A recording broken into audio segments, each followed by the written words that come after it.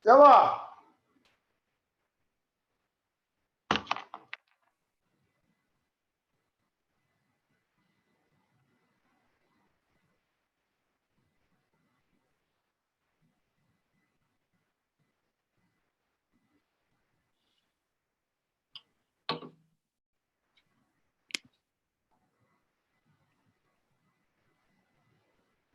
All right. It's 7:01. Who's on? Daniel Ram is on. Daniel Hassan is on. Hey, who's A? Jacob Kameko. Can't see you. I'm here. Yeah. I don't know who A is. I don't know what Sika is. Should we wait one more minute or 2 more minutes? What do you think, guys? Half a minute at least.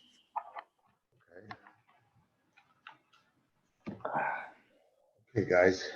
Let's see. Do. Another day. Okay. Oh, welcome, Aaron. Shkoyach. Hey.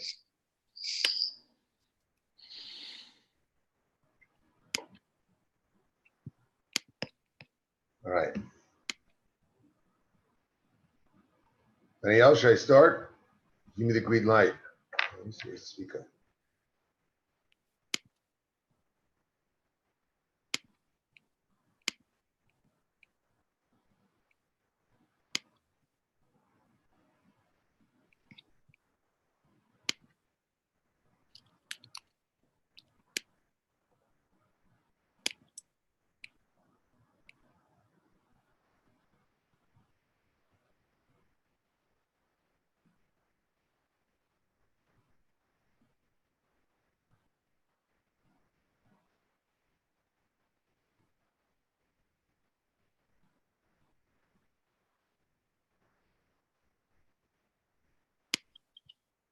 Okay, let's do it, guys. Mayan's here. Shkoyach. Let's do it.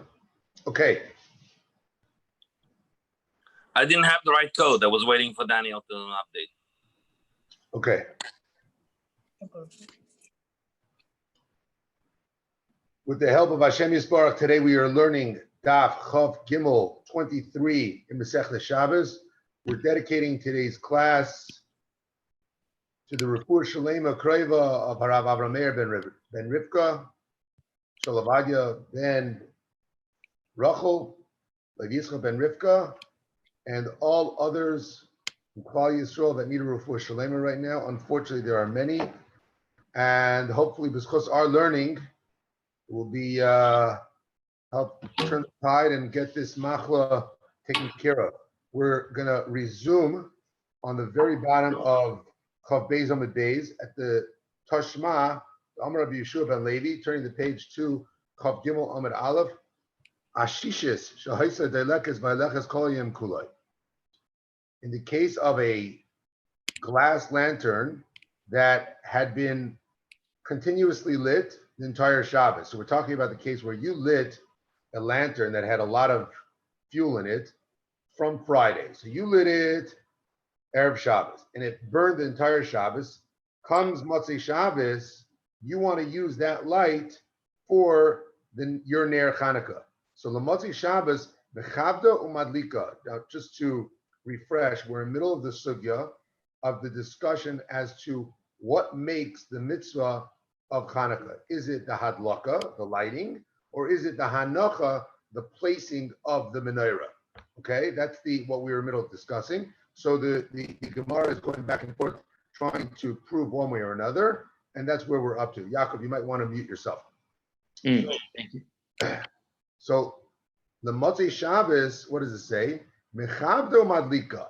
On Motzei Shabbos, he has to extinguish it and then relight it. So it seems from this, if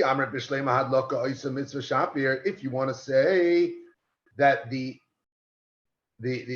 key component that makes the mitzvah is the actual lighting, so that makes sense. You have to extinguish it, relight it, and now you've done the mitzvah. But if you want to say that it's all about the placing And that's the key component. So Hai Mechavda Madlika, this when it says that you have to only extinguish it and then relight it. So actually what it should have said is Mechavda Umagbio Manicha Madlika Miboile. You should have had to extinguish it, lift it up, put it down. Now you've done your hanacha, and then you light it. So it seems to be a proof that the lighting is the main component. The item, furthermore, me to come from the fact that we make a bracha shekitshana b'mitzvos b'tzivanu lahadlik ner shel Chanukah. We don't make a bracha lahaniach ner shel Chanukah. So shma mina hadlaka oisa mitzvah is the charaya that the actual hadlaka is the mitzvah and not the hanacha. Shma mina. Indeed, this is the proof, and this is the accepted conclusion that the mitzvah of Chanukah is the actual lighting. So moving forward, now that we know that it's the hadlaka that makes the mitzvah, so and this was the whole discussion as to whether if the menorah was lit initially by someone who is a deaf mute, or a shaita, an insane person, or a katan, someone who is not chayav in mitzvah, someone who's under barabas mitzvah. So like asav like klum. So if they lit the menorah and then you wanted to go and put it in its place and use that lighting, you have accomplished nothing because their lighting is not considered substantial. Amen. Amen. So Isha, what about a woman? Whenever we discuss the next step is where does a woman fall into this category? So Isha, Vadai Madlika, a woman can certainly light the Chanukah menorah. The Amar B'Shur ben Levi, Nashim Chayavas b'ner Chanukah. Women are chayav in their Chanukah. Sha'af hein hayu ba'isrei hanes. They were also involved in the nes, and this is, we all know that we tell all our kids every Chanukah that it applies to men and women. They talk about the story, the famous story of Yehudis, who was she was the Bas Yochanan Kohen Gadol, and she went and she killed the great Greek general.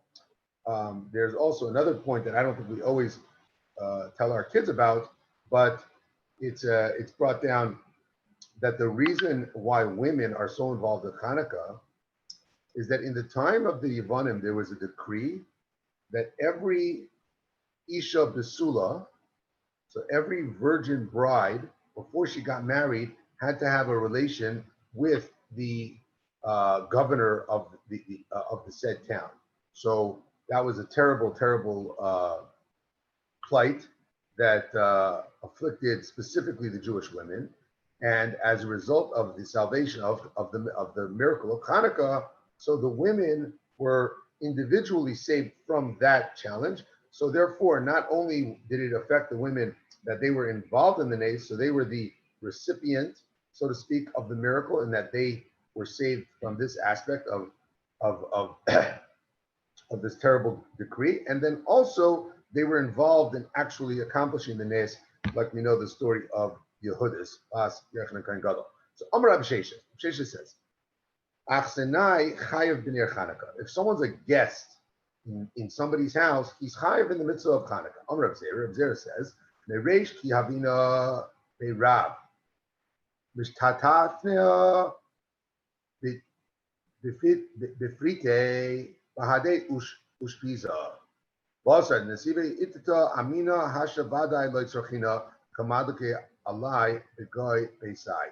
So he says, initially, when I was a student, he was a bacher. So in those days, he used to board in someone's house. Like, I don't know if any of you guys went to yeshiva in Pittsburgh. I did not, but the Chabad yeshiva in Pittsburgh had no dormitory. So every bacher was placed in a house of a different family in Pittsburgh. Baruch Hashem, here in Los Angeles, the Chabad yeshiva has always had a dormitory, so they didn't have these problems. But in the time of Reb Zera, when he was growing up, and he was a young bacher in yeshiva, he was hosted by a family.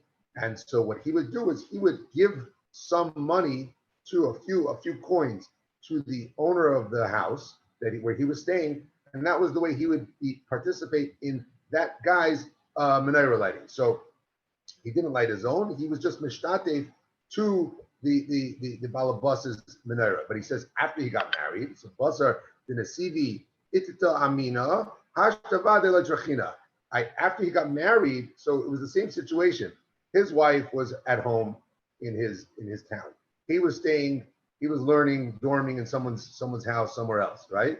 So at that point, he reasoned himself, he doesn't need to give money to his host family to contribute to their menorah lighting because his wife was lighting for him in his house, okay?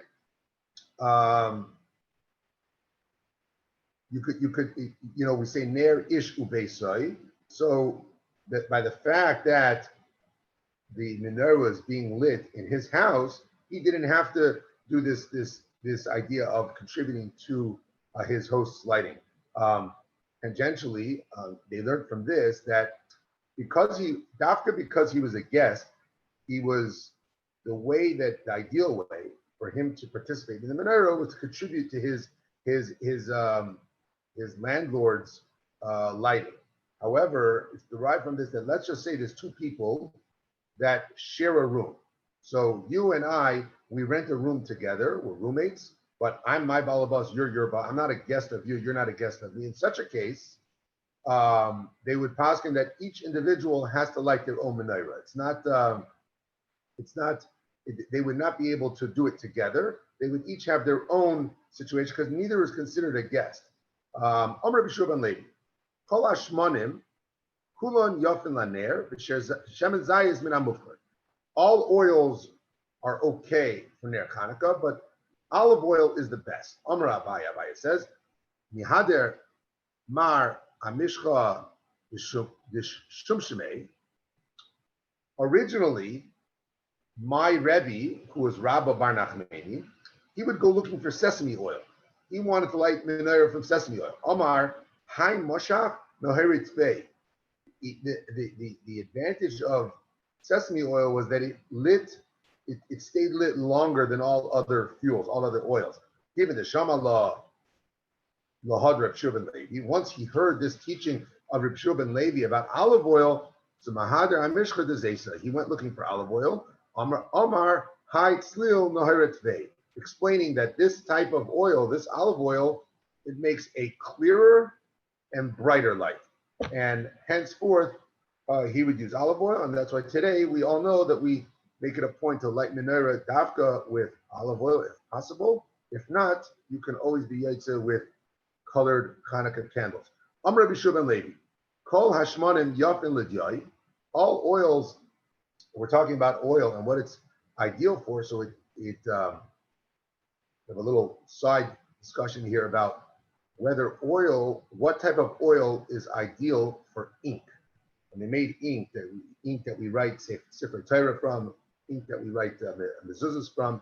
So the way you make this black ink, the process works as follows. You take oil and you smoke it.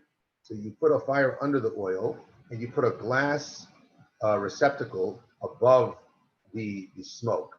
What happens is the smoke from the oil goes up and creates a layer of soot along the glass receptacle. Then you scrape off that black substance, you mix it with oil, you knead it together, and that is how you make ink. So within this process, you're using oil at 2 points. You're using oil for the actual smoking, right? And then you're using oil afterwards to mix it with the soot that you scrape off the glass receptacle in order to make the actual ink. So the is this what we do today for Torahs and Tefilla and all that?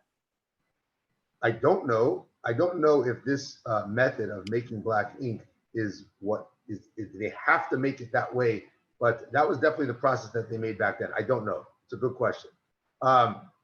So the question is with the Tanarab. So Iboiluhu. Oh, I'm sorry. I skipped one line. So Amr B'Shua ben Levi, Kol Hashmonim Yafin L'Dyai, all oils are appropriate to use for ink. V'shemen zayis min hamofar, but olive oil is the ideal one. Iboiluhu, they ask. L'gabein oila ashe. when he says that this oil is the best one to use, is he referring to the oil that you smoke in order to make that black soot, or is he referring to the oil that you use when you need the black substance? Toshma, Tani Rav Shmuel Bar Zutri, Rav Shmuel Bar Zutri taught that Kol Hashmonim Yafin L'Dyoy, Shemen Zayis Min Ab Mufchar, Bein L'Gabel, Bein La'ashet. So this individual named Shmuel Bar Zutri, okay, pay attention to his name, Shmuel Bar Zutri, he held that this Shemen Zayis is ideal for both processes, both the initial part of it and the later process, the latter process.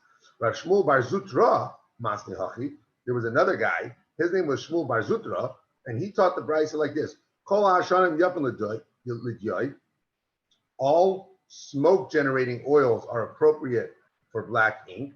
Shemen zayis min ha'mufchar, but olive oil is the best. So Rav Shmuel Bar Zutra, who has a similar name to Shmuel Bar Zutri, two different people, he held that no, the olive oil was dafka used for the smoking process, but the later process where you were mixing the oil with the black substance, that could be done with any oil, not lav dafka olive oil. Amrav Huna, Kol Asraf and Yapin L'Diyai, all gums, all tree saps are appropriate for the production of ink. Usraf Kitav Yapin Mikulam, and the best of all these saps, all these tree saps that they would use for the ink, was something called blackthorn gum. That's the best one. Amrav Chi Amarav Ashi Amarav. Hamadik Ner Shachanaka Tzarch Levarech. Someone who's lighting the menorah has to make a bracha. Rav Yirmiyah Amar Haroya Ner Shachanaka Tzarch Levarech. Rav Yirmiyah holds that someone who just sees the menorah lit, okay, and this is referring to someone who has not lit himself, nor will he be lighting himself, and B, there hasn't been a menorah lit for him in his home. So the example is, you're on a boat, you don't have a menorah, you're going by the shore, and you see a menorah in the distance, right? And you know you're not going to be able to light it yourself. So you, according to Rabbi Yirmiyah, says you're chayiv to make the bracha on the menorah. So which brachas are made? So Rabbi Yehuda says Yom Rishon Haroya Mevarech Shtayim Umadik Mevarech Shalish. On the first day of Hanukkah, or the first day that you're lighting, right? So if you're someone who just sees it, but you're not actually lighting it yourself, you make two brachas. You make the bracha of She'asa Nisim Laviseinu Vayom Elohim Bizman Hazeh, and you make the bracha of Shehechiyanu. You cannot make the bracha of Lahadlik because you're not lighting, okay? Whereas the individual who's lighting the menorah makes three brachas. He makes Lahadlik Ner, he makes She'asa Nisim, and Shehechiyanu. Yikan Ve'elech, moving forward for the subsequent days of Hanukkah, so Madlik Mavarch Shtayim, someone who's actually lighting it makes two, right? As we know. V'roya Mavarch Achas, but someone who sees it only makes one bracha. He only makes the bracha of She'asa Nisim Laviseinu. He does not make the Shechianu. So, Craig the Gemara, my might, which one does he delete? So, my Zman, he deletes the bracha of Shechianu. So now he says that the Nimite Nes, why not? Why are you saying delete Shechianu? Why not delete She'asa Nisim? So, and for the Gemara, Nes Kol Yomi Isei, that every single day of Hanukkah, as we discussed yesterday and the day before, was another miracle with the oil. So therefore, each day, the fact that the oil functioned as olive oil, it was consumed and it regenerated. Every single day you had that miracle. So every single day you make a bracha of She'asa Nisim Laviseinu Vayom Elohim Bizman Hazeh. My Mavarech. What's the Havamina to not say? Why would you not say Nes?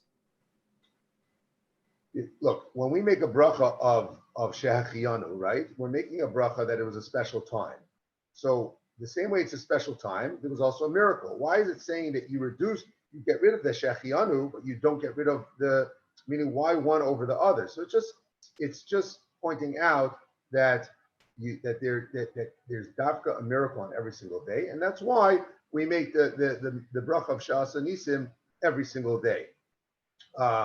Whereas in terms of the bracha of Zman, making it one time, suffices for the entire Hanukkah. That's it. Does that make sense? Okay. Yes. My Mavarech, what is the bracha that he actually makes when he lights the neiros? And it says, Mavarech asher kitshanu b'mitzvaysa v'tzivanu lahadik ner shel Chanukah. And if you're Nusach Chabad, we do not use the word shell. I'm not sure. I wish if Rabbi Zaynes was giving this, he could probably give us the background of how we lost the shell. I remember as a kid, I had a Rebbe who used to joke that, we don't like these shells. But so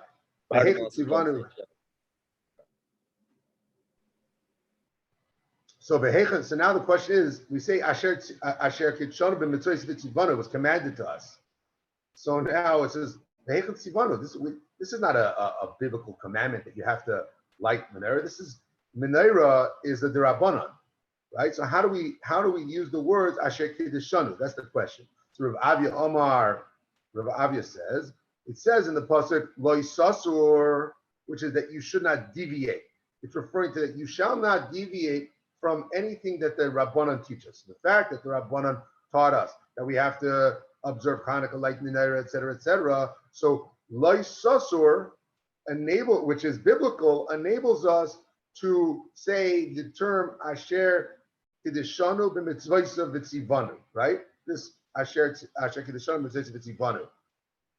Now, it's interesting because, now hold on, move a little forward. That he says it from a different pasuk, the same concept, that it says, ask your father and he will tell you, your elders, and they will say so to you. So these are two biblical sources that enable us, that say that biblically you have to follow the Rabbanan. So if the Rabbanan say it, it's the Torah is telling you have to do it. So it's like you're commanded. Therefore, you could say Asher Kiddushanu. I'm sorry, b'mitzvaysa v'tzivanu. Okay, now seemingly Lo Yisasur is negative. Sounds like a Lo Yisaseh, right? Do not not listen to the Chachamim. Normally, we all know you don't make a bracha on a mitzvah Lo Yisaseh. You only make a bracha on an aseh. So you could get a little confused by it. So I heard that it's the Lo Yisasur, which is negative, gives the power to the Chachamim to say something that's positive, and you have to do it, if that makes sense. So it's not that you're making a bracha on this concept of Lo Yisasur. It's that the negative statement of Lo Yisasur empowers the Chachamim to actually do things that you have to make a bracha on. All right. Moving forward, Masav Vamnon. Just a thought. So in theory, you could say that about anything derabanan, that you could say Shekidshanu v'tzivanu, to do anything derabanan using this logic. And that's why today, think about it. We make a bracha Shekidshanu v'tzivanu on Mikra Megillah, right? We do it on Hanukkah. Now, I'm sure there are some mitzvahs derabanan we don't make it. Well, hold on. There's only 7. What? There's only 7 mitzvahs derabanan in which we make a bracha. We make a bracha on Morer, right, at the Seder, which today by us is Rabbanan. Achilas matzah is Dairaisa. I'm sure, Yaakov, do you know all the 7 that you're referring to? Shabbos candles, I believe Eruv, definitely Hanukkah.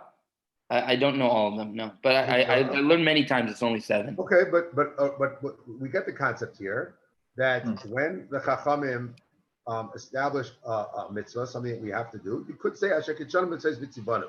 So now the Gemara is going to come back and ask, wait a minute, they're going to bring up the case of Demai. When you separate Demai, you do not make a bracha on it. And this is a question. We just said that when the Rabbanan establish a mitzvah or something we have to do, you do make a bracha. Does everybody know what Demai is? Just to clarify, Demai is the produce of an Ama Oretz.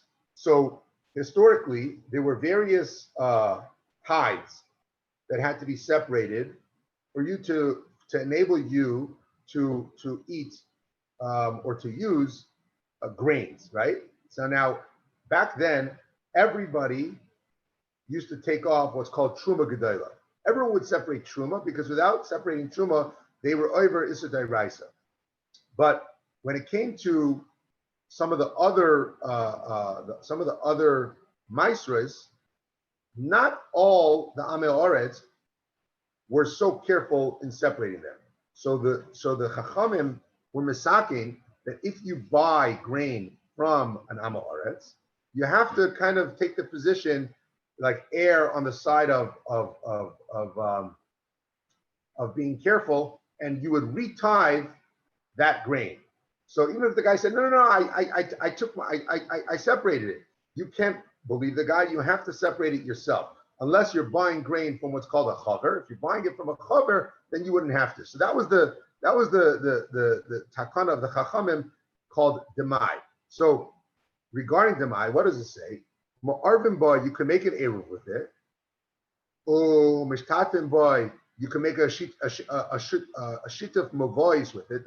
These are. So it's talking about eruv chatzeres. So if you share a courtyard with your neighbor, so let's say in your duplex, and you want to carry in your backyard on Shabbos, you have to make an eruv chatzeres. If you're sharing a mavoy, which is like an alleyway with several different homes that opened up to the same mavoy, and they wanted to carry it, they had to make this type of eruv. So it involved setting aside some matzah or some sort of food that would last. And it had joint ownership, and it says that you're allowed to use demai for these eruvin. Umavarchan alav umazamna alav. You can make a hamotzi over demai. You could have you make a berachas hamazon over it. Mafrish oisei arum bein hashmashes. And you can even, when you're separating your maasros from demai, you could do it when you are naked, when you don't have clothes on. So it's a proof that what? If you're the only reason you'd be able to separate maasros from your demai is because you're not making a bracha. Because if you were making a bracha, you certainly would not be able to do so while naked. So the question is that here is demai, which is a takana d'Rabbanan, and we do not make a bracha on it. So I'm call mirabanan boy bracha. If you're saying that all rabbinic commandments require a bracha, so how would he be able to separate it while naked if he's making a bracha? There's a pasuk that says and from there we learn that you cannot make brachas while you're not clothed. It's disrespectful. So veleka, and this is not the case here. So you hear the question? So enter the Gemara, Amar Abaya, Vadai the Devreim boy bracha. Certainly that when the Chachamim establish a mitzvah like menorah, like Megillah, it requires a bracha. Safik the Devreim loy boy bracha. When they establish something out of doubt, then it does not require a bracha. And the whole point of demai is you don't know for the vadai that maasros weren't taken. You don't know. Maybe they did it. Maybe they didn't. So you're just like they were misaking, just as like an extra step, just to be careful that Yitaka should separate. So in such a case, they don't establish that you don't make a bracha. But Yom Tov Sheni, the subject is Ephraim who uboy bracha. So now they ask, what about Yom Tov Sheni Begolius, right? We keep a second day of Sukkot, a second day of Pesach, right? On all those second days, right? Which is the only reason we have a second day of Yom Tov is because there's a doubt. We don't know if Rosh Chodesh was 1 day or 2 days, and based on the calendar, so they didn't know. So therefore, they said, hey, across the board, you keep a second day. But that second day is only a doubt. And we just established, according to Demai, that when it's a case of establishing a mitzvah d'Rabbanan out of doubt, you do not make a bracha. Yet we make a bracha. Everyone knows at the Seder table, you make a bracha on achilas matzah, you make a bracha on marer. You do all the brachas on the second day the same way you do on the first day. So what was pshat? So and for the Gemara, Hassan yehechi deloi l'zilzulei ba. Over there, you're right. You're right. Maybe talk out of doubt, you shouldn't have made a bracha. But the whole point that the Chachamim knew is that they wanted to establish the second day of Yom Tov the same as the first day.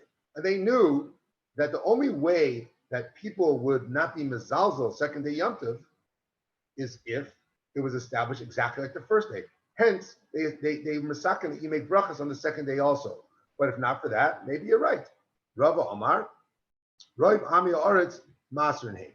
Rava says, he answers a different explanation. He says that it's not about any time there's doubt. It's that in the case of Demai, really, Roiv Ami Oretz did separate their tithes. It was a small minority that did it. So in a case where Roiv did it, it would not make sense to establish a bracha. Okay?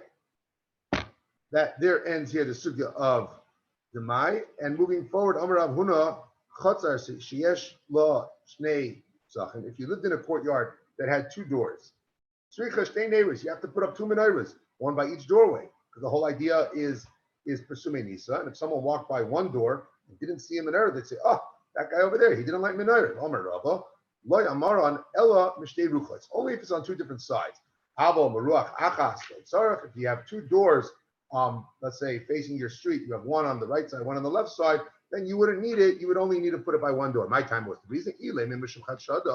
If you want to say that you're afraid that people would walk by and suspect that if the whole reason that you're worried is about suspicion, so meaning people would walk by and they'd see only one lit and see the other one is not lit, right? So ilay mechashada, the alma.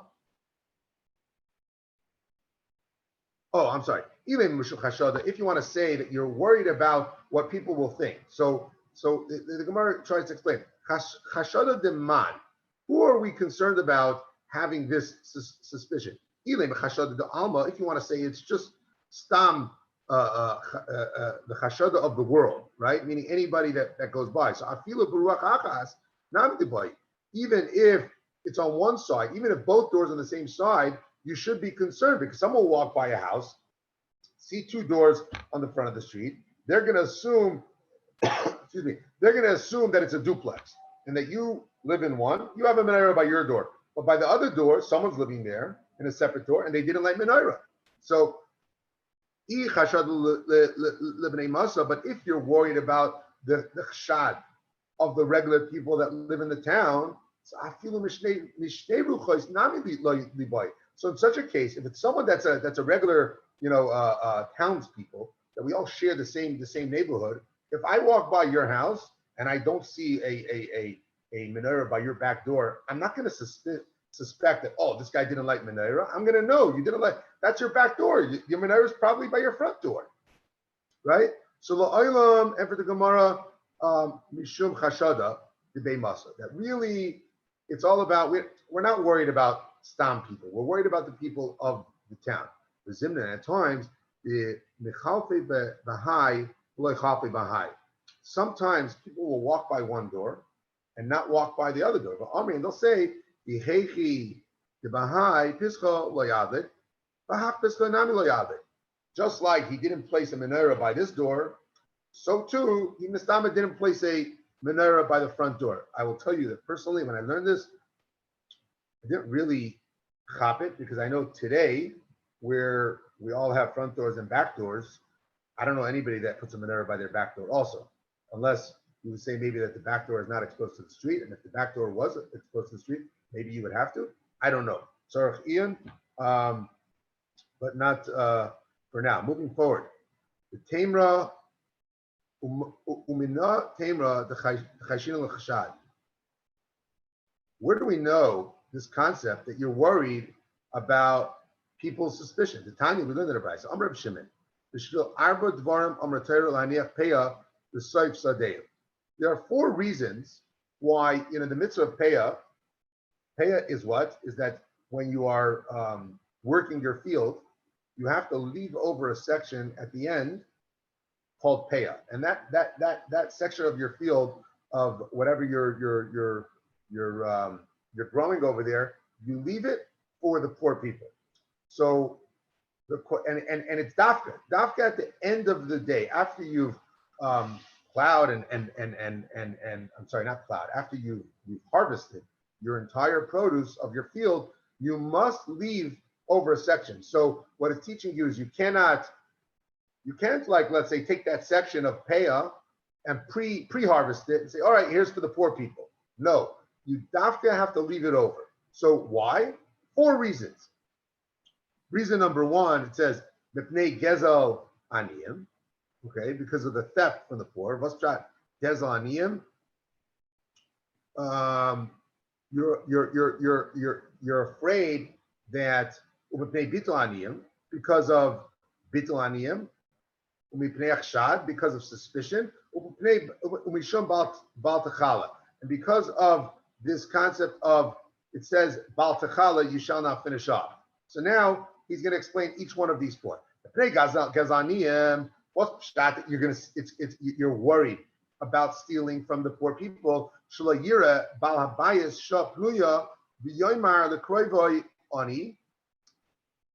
If the owner can designate paya at any time he wants, or so what we're afraid of is he's going to decide, hey, you know what? 10 o'clock on a Tuesday, call my cousin, who's a poor person. I'm going to say, hey, cousin, come over here right now, chap the paya, and that way you get it and the other aniyim don't. So that we're afraid that he's going to kind of manipulate the time of when the paya should be available, dafka, so it could benefit his poor relatives to the exclusion of the other aniyim. Because he'll call him over and say, Harizu paya, this is the paya, turning to daf chav gimel amud beis. The next reason, okay, so one second, that's the reason of gezel aniyim, okay? Now there's a reason called bitul aniyim. Bitul aniyim is the idleness of the poor. That basically, if you can designate at any time, basically the poor people are going to have to stand outside your field from the beginning till the end of the harvest, because they don't know when you're going to designate the paya. And once you designate paya, they want to go chop it. And if they're not there to get it, someone else is going to get it. It's like the toilet paper today in the stores. You got to be there when they restock. If you're not there when you restock, you miss your chance, right? They didn't have a rule that said only 1 paya per person. Like right now, you go to Smart and Final, you only get 1 package of toilet paper, one case of water. No, 1 person could chop it all. So if it was not a designated, it wasn't dafka at the end, if you could designate it at any time, then basically you would set it up so that the poor people would have to just camp outside your field, waiting, and it would be a big waste of their time. So it's not an ideal use of time management. Therefore, that was another reason why you had to do it at the end. You had to leave it there. So that the poor people wouldn't have to sit there and wait, and they could say, now the owner is leaving over paya. The third reason we gave was because of chashad, suspicion, which is the concept of what we were talking about with the menorah. You're worried about what people will say, some sort of almost like a maras ayin type of concept. So passerbys will not come to say, let a curse come to this guy who didn't leave over paya in his field, right? Meaning what will happen? You're going to come to the end of your harvest. Your paya will have already been pre-designated and pre-given to the aniyim, right? So if you were able to do it, let's just say,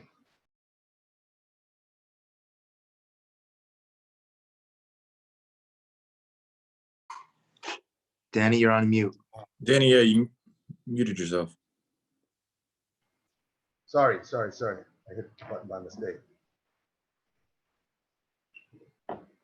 So if you are able to designate paya at any time, what would happen is if you designated it, let's just say on a Tuesday, right? And then you're only finishing to harvest your field on Friday or Thursday. So what's going to happen is you're coming to the end of your field. People are watching you finishing up your harvest, and they're seeing that you're not leaving over paya.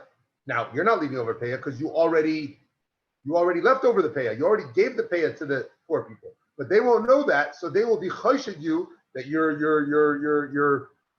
not leaving paya. So that's the third reason. And the fourth reason, Mishum bal techala, on the count of you shall not finish off, which means that it's a biblical concept that dafke peya should always be left at the end. Atakulu lav mishum bal techalanu. Are not all these concerns part of bal techala? Why is that its own separate reason? So Amar Rava mipnei haram moyin.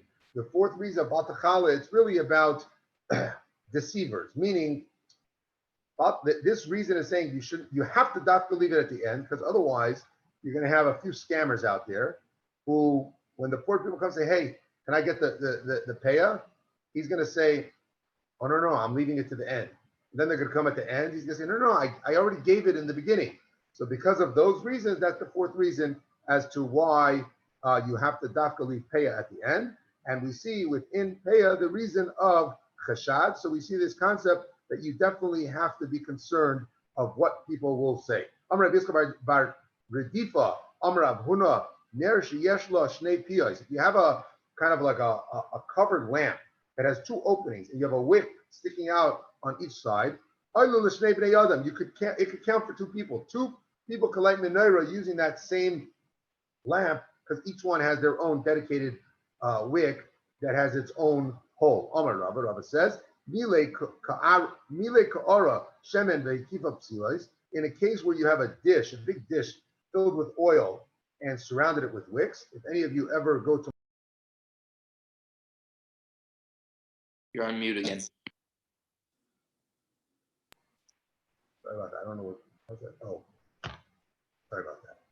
I was going to say that this din of Rava made me think of, if any of you ever go to the Hilula of Rabbi Yitzchak in Morocco, so there's an old guy that stays in the room and he has these big dishes filled with oil and they're lighting these little floating wicks on there. With this mamish, this concept that it says, Kaf aleh kli oila l'kama b'nei adam, that before kindling he places the vessel over the dish and he counts it for several people, like Kaf aleh kli asa kamin medura. One second. In the case where he has a dish filled with oil with lots of different wicks. So if before lighting it, he placed a vessel over the dish, right? And it basically separates the wicks. So then it says, it could count for many people. However, if he did not cover it and then all the wicks are just floating there individually, but it's in one big receptacle, so it's considered as if it's like a large fire. And he's not even yaitze. Even one person is not yaitze. Okay. Omar Rava. Rava said, Pshita li. This is obvious to me. Ner Beisav and Ner Chanukah. So now we're going to go into a discussion as to when someone does not have money and they have to make a choice. Do I spend the money on Shabbos candles? Do I spend the money on Hanukkah candles? Do I spend the money on Kiddush? What is the hierarchy? What is the preference as to what I spend my money on? So Rava says, Chituli, it's obvious to me that Ner Beisav and Ner Hanukkah, if you have to make a choice between Shabbos candles and Hanukkah candles, Ner Beisav Adif Mishum Shalom Bayis. Certainly Shabbos candles is more important because the whole point that we light Shabbos candles is that you should have Shalom Bayis, you should have light in your house. And therefore that is certainly, that precedes lighting the mitzvah of lighting the menorah. However, ner beisai v'kiddush hayayin. But actually, similarly, ner beisai v'kiddush hayayin. If you have to make a choice between, do I spend my money on candles for Shabbos candles or for wine so that I could have kiddush by day? Ner beisai adif mishum shalom bayis. Certainly, ner beisai is more important. The Shabbos candle is more important because shalom bayis is the most important thing. It takes priority. So then, Rava then asks. So Ner Chanukah B'Kiddush Hayoim. Okay, so we understand that in the level of importance, Shabbos candles is number one. Okay, but now we just said Shabbos candles is more important than Ner Chanukah and Kiddush Hayoim. But let's just say you have enough money for two of them. So you have enough. So you put away money, you buy Shabbos candles. Now, what do you do with the rest of the money? Do you use it for Ner Chanukah or for Kiddush Hayoim? Which one is more important? So Mahu, what's the thing? Kiddush Hayoim Adif. Do we say that Kiddush Hayoim is more important because the Tadir, because it is frequent, and we know the concept of Tadir. V'she'enei Tadir. Tadir Kaidem, Dilma, Ner Chanukah Adif, or do we say that Ner Chanukah is more important Why? Mishum Persumei Nisa, because of the great, amazing concept of Persumei Nisa. So, Bosar di boy Hader Pashta.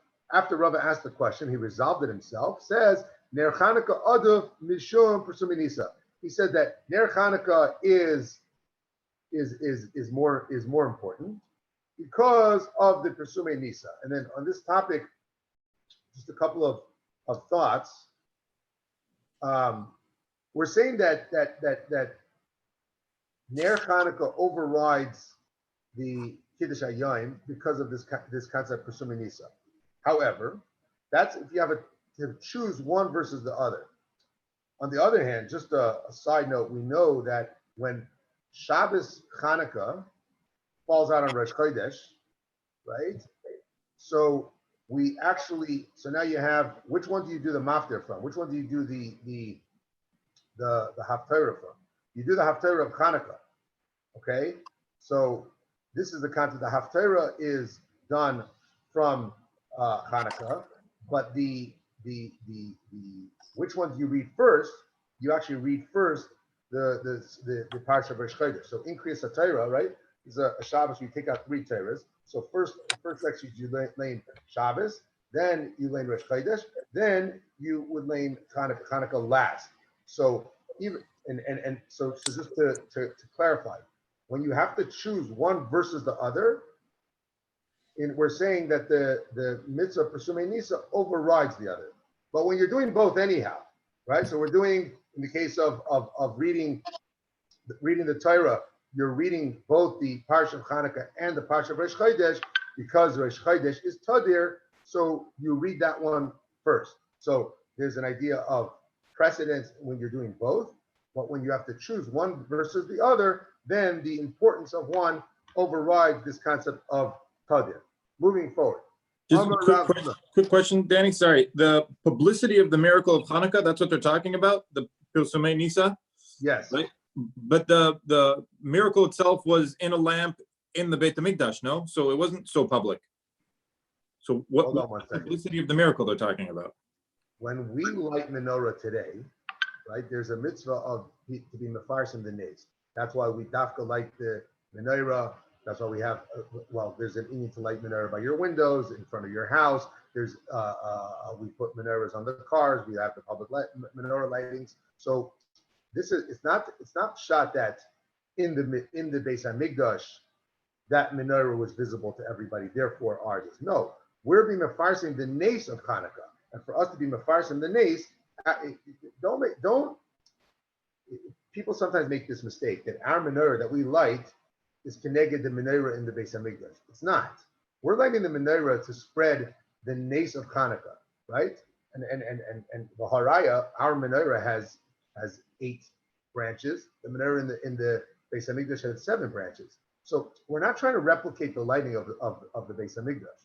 Simply, we are spreading the miracle of lighting the miracle that happened on Hanukkah, the miracle with the oil. The miracle of the victory, etc., etc. But it's the miracle of the oil, as we learned yesterday and the day before.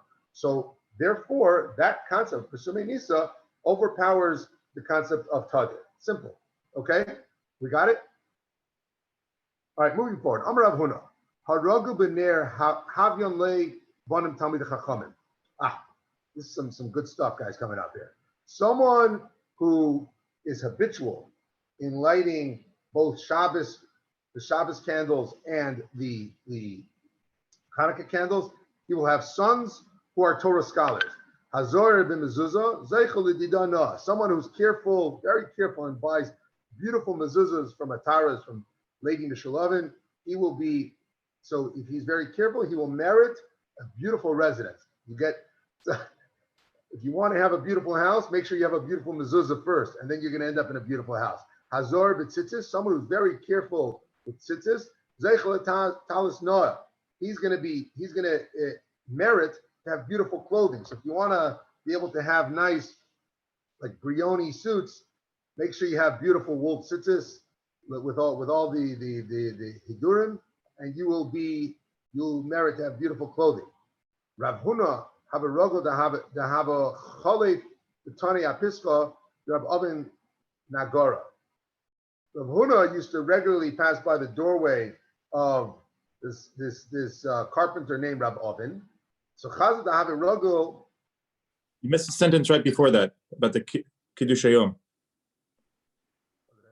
Oh, I'm sorry. Thank you. Hazor b'Kiddush Hayom, someone who's very careful in making Kiddush every Shabbos, Zaycha umamale garbe yayin. He's going to be he'll merit to have many, many kegs of wine. So, Gavriel probably makes a very good Kiddush, and hence, that's why he has amazing shiurwine.com, where you can buy incredible wine. But the point being that, if you make a nice Kiddush, you will be zeicha to have a lot of barrels of wine with a lot of money to afford many, many barrels. Okay, Rav Huna would pass by the doorway of Rav Avin, the carpenter. So Chazal the have a rugil b'shrogi tuba. He would often see many lights, both by on Shabbos and on Hanukkah. So Omar Trei Gavre Rav Reve Nafka Mahacha. Two great men will probably come out of here. That's what Rav Huna said. And sure enough, Nafka Minai Rav Idi bar Oven v'Rav Chia bar Oven. He had two great sons. One was Rav Idi and one was Rav Chia bar Oven.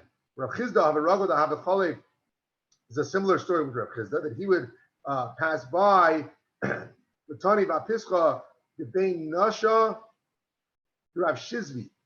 He would pass by the doorway of the father of Rav Shizvi, and he would see David Rogil B'Shragi Tuba. He would see that he was lighting lots of candles. This is a minhag. A lot of the Sfardim that light lots of candles, like my friend David Abasera. Amar Gabra Rabba Nafak Mehacha. A great man will come from here. And sure enough, Nafak Menaya Rav Shizvi. In fact, he was blessed with a child named Rav Shizvi. Okay, another story. Kibisu Rav Yosef Havas Ma'acharas the Madikla. Rav Yosef's wife, so we're talking about now a story with the wife of Rav Yosef. She used to delay lighting candles till right before Shabbos. Okay, and she was doing it b'dafka because, excuse me, even though we all know there's a concept of Tosfos Shabbos, right, of having to add on to Shabbos, but she thought that there was because it talks about the pillar of fire, which we're going to talk about like this. It says, Amar Rav Yosef, Tanya says in the Brayta, Lo Yomash Amada on a Yomam, Amada Eish Laila. He did not remove the pillar of the cloud by day and the pillar of fire by night. So we have these two pillars. So Malamed Sha'amud Onan Mashlam La'amada Eish.